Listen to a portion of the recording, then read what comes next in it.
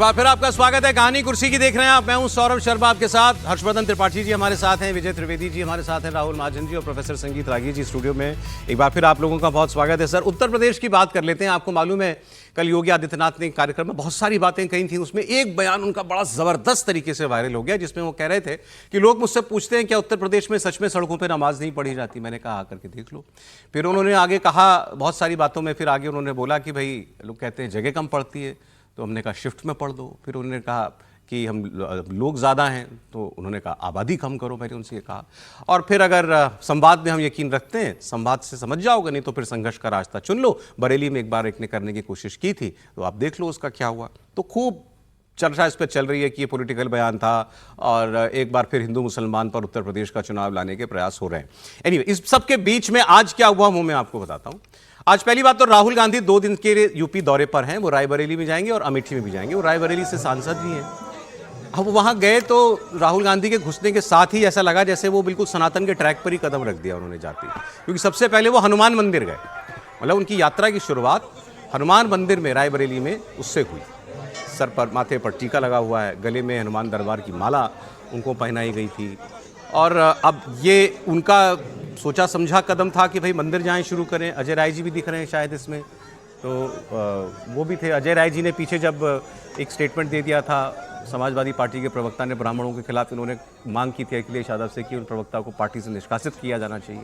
तो एक मतलब ब्राह्मण भी साथ साथ चल रहा है। और जो यूपी में कोर वोटर रहा है कांग्रेस पार्टी का, वो और डिटेल में बता देंगे। ब्राह्मण, दलित, मुसलमान, यही रहा है कॉम्बिनेशन। उसी को दोबारा रिवाइव करने के प्रयास में है। मैं एक जगह खबर पढ़ रहा था, उसमें ये लिखा हुआ था कि राहुल गांधी अब अमेठी वाली गलती रायबरेली में नहीं करना चाहते। अमेठी में एक बार हार गए थे, उन्होंने हरा दिया था स्मृति ईरानी ने। क्यों? क्योंकि तब तक वो पावर ऑफ अटर्नी से अपनी सीट चलाते थे। मैनेजर रख लिया, वही लोगों से मिल रहा है, वही कर रहा है। गए साल 6 महीने में एक बार 1-2 दिन के लिए कर लिया, 1 दिन के लिए गए आपने खाना पूर्ति कर ली। रायबरेली में वो समय देना चाहते हैं, तो इसलिए उनके कई कार्यक्रम, जनसंवाद के कार्यक्रम, महिलाओं के साथ संवाद के कार्यक्रम, ये सब रखे गए हैं। वर्कर्स को भी वो संबोधित करेंगे। तो ये सारी बातें राहुल गांधी के दौरे से जुड़ी हुई। अब योगी जी की एक तस्वीर कल की देख लीजिए आप। योगी आदित्यनाथ कल जैसे आज राहुल गांधी भगवा टीका माला में नजर आ रहे हैं, तो योगी जी को कुछ वो विशेष करने की जरूरत तो करने की है ही नहीं। वो तो खुद ही साक्षात सनातन है, कपड़ों से भी और कर्म से भी। वो कल गए हुए थे ब्रजेश पाठक के यहाँ पर एक सुंदरकांड के पाठ में। सुंदरकांड के पाठ में शामिल होने के लिए वो गए हुए थे। वहाँ की तस्वीर इस वक्त आप देख रहे हैं योगी आदित्यनाथ की। इनके साथ और सहयोगी भी थे। ब्रजेश पाठक जी पटका पहना रहे हैं उनको। आवाज़ भी है, अगर जो मैं तुम्हें दिखा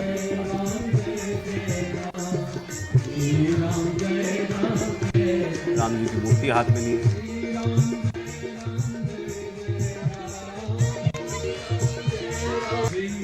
ये मैं आपको सिर्फ इसलिए दिखा रहा हूँ कि यूपी का चुनाव जैसे जैसे अब उसकी तरफ हम बढ़ रहे हैं, माहौल क्या बनता हुआ जा रहा है। ओम प्रकाश राजभर भी उनके साथ यहाँ पर बैठे हुए थे। फिर अब देखिए अखिलेश यादव क्या कर रहे हैं। अखिलेश यादव ने सबसे पहले तो आज का जो दिन थी उसकी शुरुआत उन्होंने हनुमान जी को याद करके की। तो अखिलेश यादव जी का पोस्ट दिखा दिया। ये देखिए, समस्त प्रदेशवासियों को तृतीय बड़े मंगल की हार्दिक बधाई एवं शुभकामनाएं। तो ये अखिलेश जी के दिन की शुरुआत हो रही है इससे। फिर उन्होंने कल भी एक ट्वीट किया था जिसमें जब वकीलों पर लाठीचार्ज हो रहा था, एक वकील के हाथ में रामचरितमानस थी। फिर वो व्यक्ति जो है अस्पताल में है, तो उनको उनके जो है समाजवादी पार्टी के नेता गए, उनको एक रामचरितमानस जो है वहाँ उनको भेंट करते हुए। तो राम जी, हनुमान जी, यही चल रहा है अभी इस वक्त उत्तर प्रदेश की पॉलिटिक्स के अंदर। क्या अच्छा लगा ज़्यादा आपको, या क्या विशेष दिखाई दे रहा है त्रिपाठी जी आपको? हनुमान जी का पोस्ट अखिलेश यादव वाला या राहुल जी के माथे पर टीका? नहीं, दोनों ही रोचक है। हालांकि देखिए अखिलेश जी वाली जो पोस्ट है, तो जो लोग लखनऊ जानते हैं तो उनको ये बड़ा मंगल बहुत बड़े पैमाने पर लखनऊ में मनाया जाता है। अच्छा। और ये पूरा जो एक तरह से कहें, जो गर्मी जब चिलचिलाती गर्मी पड़ रही होती है, तो इस वक्त हर मंगलवार को वहाँ लोग भंडारा करते हैं, पानी पिलाते हैं, ठंडई पिलाते हैं, शरबत पिलाते हैं। और कहते हैं कि लखनऊ में अगर आज आप कोई भूख लगी हुई है तो रेस्टोरेंट जाने की जरूरत नहीं है, आप किसी न किसी कोई कुछ दूरी पे एक जरूर मंगल का हो। आज मंगलवार है, लेकिन चूंकि उनको कथा भी करनी थी, सुंदरकांड करने के लिए जिनको बुलाया था, तो वो पूर्व संध्या पर ब्रजेश जी ने किया और योगी जी को बुला लिया। अभी तो कल तक तो ये चल रहा था कि योगी जी और उनके उप मुख्यमंत्रियों में बड़ा झगड़ा है, ब्रजेश जी और वो जो है, और देखिए वो बुला लिया। तो भारतीय जनता पार्टी एक तरह से कहें कि जो उसको लगता है कि संदेश देने में कहीं कुछ गड़बड़ हो सकती है, उसको दुरुस्त कर रही। अखिलेश यादव भी उस चीज को कवर करने की कोशिश कर रहे हैं जो उनके ऊपर आरोप है। लेकिन सोचिए कि जब ये कर रहे हैं तो एक प्रवक्ता इनके, उन्होंने ब्राह्मणों की तुलना वेश्या से कर दी थी, उन्होंने गुजर और जाटों को कह दिया कि उनके यहाँ महिलाओं के कितने कितने पति होते हैं। अब एक और आ गए हैं, उन्होंने कहा कि ब्राह्मण तो जो है हम लोग जितना दान दे देते हैं उसको खा नहीं पाता, उससे ज्यादा हम लोग दे देते हैं। तो अब अखिलेश जी को ये तय करना है कि वो ये सिर्फ पोस्ट और इस तरह की 2-4 बातों तक रह जाएंगे या सचमुच उसको कुछ ठीक कर पाएंगे। अब ये ठीक क्यों नहीं होता? क्योंकि आप जनरल बातचीत में जब उसके विरोधी बात करेंगे और पोस्ट में आप सोचेंगे कि उसको थोड़ा ठीक कर दें, तो इसलिए रोचक का मसला नहीं है। मसला ये, क्या ये रोचकता कहीं से भी जनता को लगे कि नहीं नहीं सचमुच ये कह रहे हैं, या फिर ठीक है चलो कोई आ रहा है तो जल्दी से ओढ़ बीड़ के बैठ जाएं, वैसे तो वैसे ही रहेंगे। तो ये थोड़ा सा मतलब मुझे लगता है कि उत्तर प्रदेश जनता और यूपी जनता तो बड़ी समझदार है ना, तो बड़ी पूरा भरोसा करती है। अखिलेश जी पे पूरा भरोसा, मायावती जी पे पूरा भरोसा, और अब देखिए भाजपा पे योगी जी पूरा भरोसा। राहुल जी पे? राहुल जी पे कब किया था? एक बार 21 सांसद दिए थे। कौन सा चुनाव था सर? 2009 में। 2009 में। राहुल जी की पॉलिटिक्स की अलग से हम लोग बात करेंगे अभी थोड़ी देर में, लेकिन मैं एक बयान में आपको सुनाना चाहता हूं। ओम प्रकाश राजभर का भी बता रहे थे वो कि बीजेपी में आकर शुभेंदु जी कितना बदल गए, ये इधर एनडीए में आके कितना बदल गए। ये देखिए, एक तो ये रोज बयान दे रहे हैं आजकल, यहाँ भी योगी जी के साथ साथ वो भी ओम प्रकाश राजभर जी आपको दिखाई दिए। हाँ जी, एक ही तरह के दे रहे हैं, ये महत्वपूर्ण है। हाँ, एक ही लकीर के हैं सर सारे हाँ, ये ज्यादा महत्वपूर्ण है कि राजभर जी के बयान हर दिन एक ही लाइन पर हों। पहले इन्होंने बयान दिया कि भाई योगी जी ने क्या गलत कह दिया नमाज वाली बात कह के। सड़क नमाज पढ़ने के लिए थोड़ी है, धार्मिक स्थल बने हुए, सब जाएं अपने अपने धार्मिक स्थलों में पूजा करें, जो करना है करें, सड़क पर क्यों करना है? तो बिल्कुल ठीक कहा योगी जी ने। फिर उन्होंने, मुझे लगता है त्रिपाठी जी के मन की बात सुन ली थी। त्रिपाठी जी चाह रहे थे कांग्रेस मुस्लिम मुख्यमंत्री बना दे केरल में, तो वहाँ तो नहीं हो पाया, तो इन्होंने यहाँ ये बात कही। उन्होंने कहा भाई अखिलेश यादव को मुसलमान यादवों से भी ज़्यादा वोट करते हैं, आबादी में भी ज़्यादा है, तो क्यों उत्तर प्रदेश में कभी मुस्लिम चीफ मिनिस्टर की बात नहीं करती समाजवादी पार्टी? मुसलमानों ने वोट दे करके यादव को मुख्यमंत्री बनाया। एक बार भी समाजवादी पार्टी के मुखिया, चाहे अखिलेश जी हो चाहे कोई हो, एक बार भी उन लोगों ने नहीं कहा कि मुसलमानों का भी हक बनता है, इनको भी मुख्यमंत्री हम बनाए। क्या डर जो बात को कर रहे हैं, डर दिखाया जाता है भारतीय जनता पार्टी? 100% सही। देखिए, भारतीय जनता पार्टी का डर दिखा के सिर्फ इनको नफरत सिखाया जाता है। इनको कभी समाजवादी पार्टी, कांग्रेस, बसपा के लोग शिक्षा की बात किए हो तो बताइए। इनके रोजगार के लिए, नौकरी के लिए, आजादी के बाद नौकरियों में 38% मुसलमान था। आज इतना विकास कांग्रेस, सपा, बसपा के लोगों ने किया कि आज 1% नहीं है। ये सिर्फ नफरत सिखाते हैं लोग कि आप भाजपा से आ जाएगी, भाजपा रहने नहीं देगी। अभी आपने शाहीन बाग की चर्चा सुना ही होगा कि देश से मुसलमानों को निकाल दिया जाएगा, और एनआरसी सीए लागू हुआ, एक भी पूरे देश से मुसलमान निकला। आज उनका जो है अधिकार देने का कानून था, और ये विपक्ष के लोग समझा रहे थे कि कानून देश से निकालने का है, आपका अधिकार छीनने का है। तो विपक्ष के लोग हमेशा नफरत की बात करते हैं। राजभर जी के कहने से ऐसा नहीं कि कोई बहुत ज्यादा चुनाव में आंच आ जाएगी, कुछ हो जाएगा, लेकिन ये आपको ये बताता है कि कहाँ ले जाने की कोशिश हो रही है चुनाव को, ये सारी बातें जो हो रही हैं सर। नहीं, मुझे लग रहा है कि चारों जो भी आपने दिखाया है, मुख्यमंत्री जी का, ब्रजेश जी के यहाँ पर, राहुल जी का हनुमान जी के मंदिर, और अखिलेश जी का भी हनुमान जी का पोस्ट किया, और राजभर जी ने भी जो पूरा भी ज्ञान दिया है, प्रवचन दिया है, ये चारों ही कोर्स करेक्शन है। अच्छा, चारों के चारों कोर्स करेक्शन है। राहुल जी का सबसे पहले आपने दिखाया तो राहुल जी का पहला कोर्स करेक्शन है, जाते ही मंदिर गए हैं तो वो कोर्स करेक्शन है। फिर रायबरेली भी गए हैं, दोनों ही कोर्स करेक्शन है। नहीं सर, उनकी कॉन्स्टिट्यूंसी नहीं, कॉन्स्टिट्यूंसी है, ये तो उनको भी पता है। ठीक है। और फिर अखिलेश जी कोर्स करेक्शन कर रहे हैं, जो उनके प्रवक्ताओं ने जो किया उसका सारा हिसाब कर रहे हैं। योगी जी कोर्स करेक्शन कर रहे हैं, क्योंकि 5-7 दिन से ये बहुत सारा चला रखा था कि संकट हो रहा है, पार्टी के अंदर कुछ चल रहा है, मुख्यमंत्री, उप मुख्यमंत्री, मंत्रिमंडल, विभाग बंटवारा, तो वो सारा कोर्स करेक्शन हो गया। ब्रजेश जी के यहाँ सुंदर कांड हो रहा है। सुंदर कांड हो रहा था, सुंदरकांड का ही तो पाठ हो रहा है ना। तो वो है। और राजभर जी ये आश्वस्त करना चाहते हैं योगी जी को कि वो अब यहीं रहेंगे थोड़े दिन। ये अच्छा, ये कह रहे हैं कि सुंदर कांड हो रहा है हम वो सब समझ गए सर सब। नहीं, पाठ हो रहा था ना, ब्रजेश जी के घर पर था, योगी जी गए थे। अच्छा ठीक है। आप बगल में आप प्रभाव सर, डालते इसमें हैं ना, एक तंज बड़ा कर दिया रोचक- इन्होंने। क्योंकि अब इतनी चर्चा हो ही रही, तो ब्रजेश जी के यहाँ योगी जी तो चले गए, केशव जी नहीं दिख रहे हैं। नहीं, अब अलग आप से गए कह रहे हैं होंगे। उनमें भी आपस में खटपट। मैं अलग से खटपट गए की बात नहीं कर रहा हूँ, मैं सिर्फ ये कह रहा हूँ कि भाई जब मुख्यमंत्री आए थे तो उसी वक्त केशव जी भी आ जाते और सुंदर चित्र बनता। देखिए- लेकिन केशव जी थोड़ा ज्यादा दुखी भाव में। मैं नहीं जानता सर, आप कह रहे हैं ये हो सकता है भाई वो ना हो वहां शहर वो में, नहीं अलग होंगे, से गए शहर में नहीं हों, होंगे। शहर में होंगे या आए होंगे, कुछ भी हो सकता है। लेकिन मैं क्या कह एक रहा हूं, साथ दिखते तो अच्छा वो होता। अच्छा होता, वो थोड़ा ज्यादा दुखी हैं क्योंकि मतलब उनके शुभचिंतकों ने चला दिया कि पीडब्ल्यूडी पाने जा रहे हैं वो फिर से, वो नहीं मिला। और मतलब ये भी कहा जाता है कि केशव जी की कुछ चल नहीं रही है, मतलब वो जो चाहते हैं वो कुछ भी नहीं हो पा रहा है, तो ये भी एक है। मतलब ठीक है, आप अपना बात पूरी कर लीजिए नहीं, सर। बिल्कुल ठीक बात है कि वो आ जाते तो अच्छी बात है, लेकिन ये हर्षवर्धन जी ने एक तो उनको दुखी किया, बार बार कहते रहे पीडब्ल्यूडी मिल रहा है, उनके शुभचिंतकों ने बताया कि उनको मिल रहा है, और अब वो पता नहीं दुखी है कि नहीं, अब ये नहीं मिला इससे भी दुखी है। हो सकता है वो कहीं और गए हों, बहुत काम रहते हैं उप मुख्यमंत्री जी को, लेकिन और है वो सब- भी हो सकता है कोर्स करेक्शन कर दें किसी दिन। नहीं तो क्या अब यही है, योगी जी यही की यूपी सारी का बातें चुनाव- तो कोर्स यूपी का करेक्शन चुनाव नहीं है। इसी पे रहना है अब। यूपी का चुनाव तो देखिए भगवा, बीजेपी सनातन, बीजेपी यही रहना है। यही बीजेपी रहना और देखिए एक तो समाजवादी पार्टी कितना भी कुछ कर ले, मंदिर चले जाए, कोई नहीं मानेगा कि वो हिंदुओं के प्रति कोई मतलब सद्भावना रखते हैं या फिर बहुत वो करते हैं, तो ऐसा तो नहीं होगा। अब हनुमान जी के जो आराध्य हैं उनके मंदिर तो जाए गए नहीं अखिलेश जी, राम मंदिर। सर अयोध्या में बीजेपी को हरा दिया, उसके बाद भी आपको उसके भरोसा बाद नहीं? वो हराने वाली बात अलग है, ऐसे तो बहुत जगह पे बहुत और लोगों कैसे ने होता है हराया। चुनाव? नहीं, चुनाव की बात नहीं हो रही, यहाँ तो ये बात हो रही है कि भैया गए कि नहीं गए, कितनी आस्था है हनुमान जी में। दूसरी बात, जहाँ तक योगी जी ने बात की कि सड़कों पर नमाज नहीं पढ़ी जाती है उत्तर प्रदेश में, बिल्कुल सही बात है, नहीं पढ़ी जानी चाहिए। क्या यूएई में और गल्फ कंट्रीज में पढ़ी जाती है? वो तो मुस्लिम कंट्री हैं, पढ़ के देखो वहाँ पे सड़क पे नमाज, बताएंगे वो। भाई सऊदी अरेबिया, यूएई कहीं नहीं पढ़ी जाती, आप यहाँ पे ज़बरदस्ती क्यों करना चाहते हैं?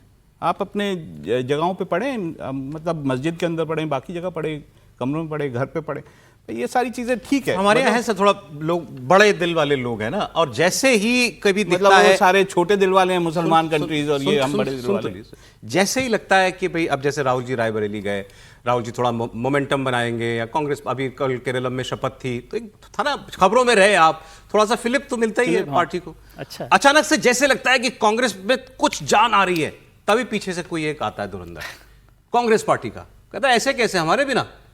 अब यहां भी एक आए, यूपी में आज इनको जाना है राहुल गांधी को, कल योगी जी का नमाज वाला बयान आया, और एक कांग्रेस के बड़े नेता का बयान आया कि अगर लोग ज्यादा हों, लाइनें सड़क तक लग जाएं, क्यों नहीं पढ़ने देनी चाहिए सड़क पे नमाज? क्या प्रॉब्लम है? नमाज पढ़ना, पूजा करना हर किसी का मौलिक अधिकार है, और उत्तर प्रदेश में या कहीं भी अगर ऐसे हालात बन जाएं तो सड़क पर नमाज पढ़ने देने में कोई खराबी नहीं है, इसको मुद्दा भी नहीं बनाना चाहिए। यह बयान है हरीश रावत का, उनसे रिएक्शन लिया गया था। माइक जाए तो जरूरी तो नहीं कि आप कुछ बोलें, लेकिन नेता बोलते हैं।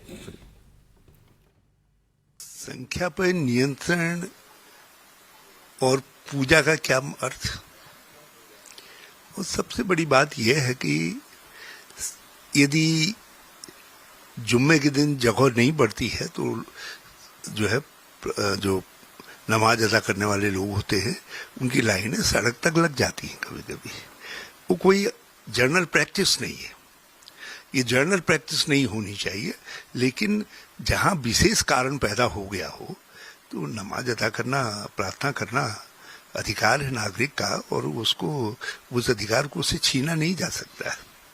लाइन लंबी लग गई है इसलिए सड़क में नमाज अदा करनी पड़ रही है, तो उतने पीरियड के लिए उसको क्षमा किया जाना है, तो उसको ये माना जाना चाहिए कि ये अपरिहार्य हो स्थिति पैदा हो गई है जिसके कारण इसको सड़क में नमाज अदा करनी पड़ी है।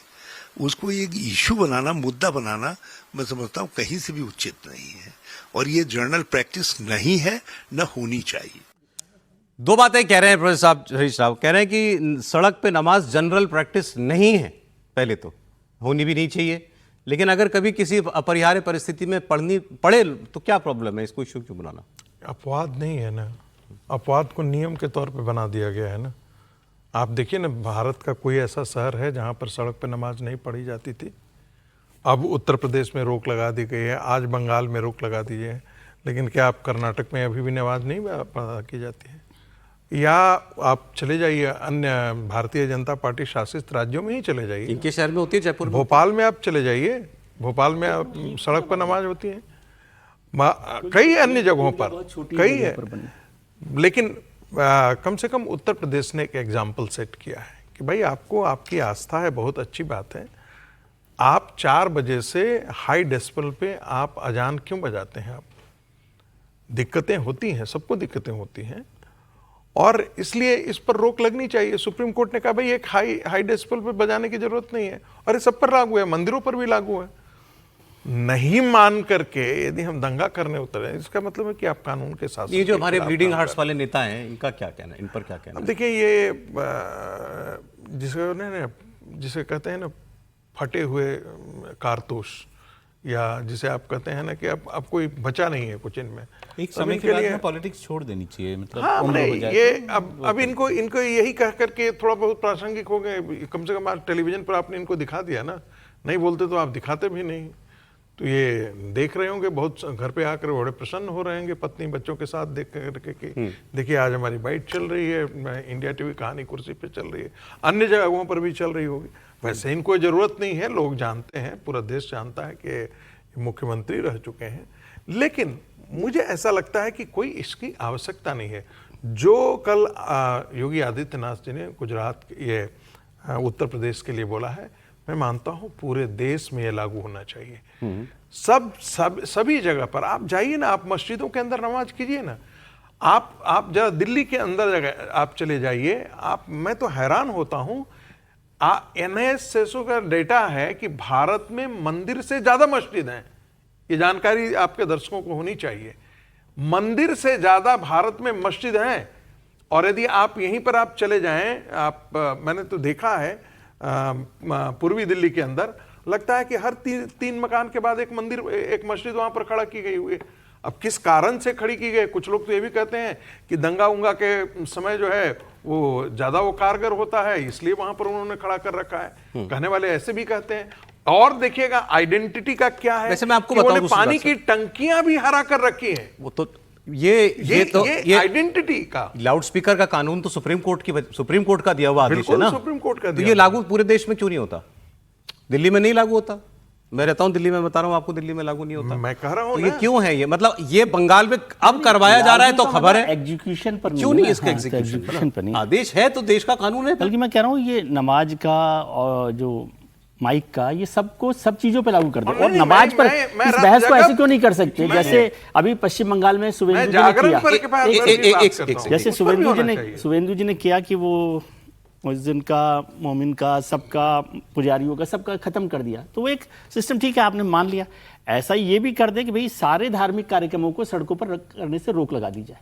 करते ऐसा करना चाहिए ना, क्यों केवल नमाज पर बात कर रहे हैं? नहीं सर, मैं इस पर मेरा घोर विरोध है। इसलिए विरोध है, नहीं इसलिए भारत की सांस्कृतिक धरोहर, उसके उत्सव, उस पर कंप्रोमाइज नहीं हो सकता है। उसके लिए तो पाकिस्तान मिला है ना बराबरी। मैं बार बार कहता हूं, भारत के कल्चरल स्पेस में बराबर का अधिकार बिल्कुल ही नहीं मिलना चाहिए था। जो कहता है ना, कल जाकर के कहना शुरू कर दे कि आपके यहाँ जितने हिंदुओं के उत्सव त्योहार हैं उतने ही हमारे मुसलमानों के लिए भी आप उत्सव त्योहार के लिए आप छुट्टियां दीजिए। नहीं हो सकता।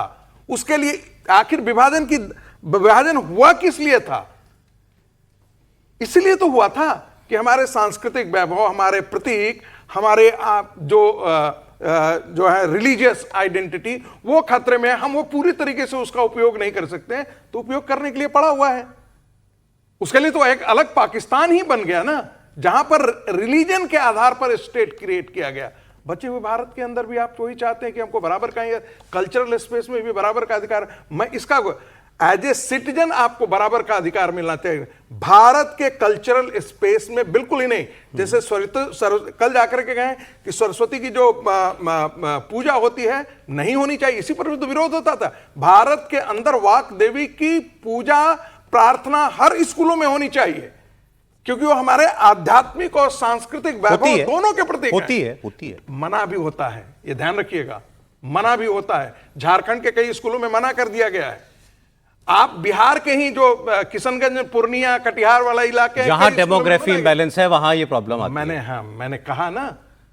मैंने कहा कि डेमोग्राफी बदलती है तो उसके झारखंड में तो लिए शुक्रवार की छुट्टी हो गई थी, अनाउंस हो गई थी। बिल्कुल झारखंड में ही क्या जितने बड़े सुर साधक हैं वो सब माँ सरस्वती की वंदना शुरू करते हैं, चाहे वो हिंदू हो या मुसलमान। जितने भी बड़े सुर साधक हैं, ये जो जिसको कहते हैं ना कि रेडिकल इस्लामिक थॉट प्रोसेस से प्रभावित लोग ही सरस्वती वंदना को ये मनाते दूसरी बात कह रहे हैं ना, जैसे उन्होंने कहा कल्चरल स्पेस अपवाद है, वहां बराबरी नहीं।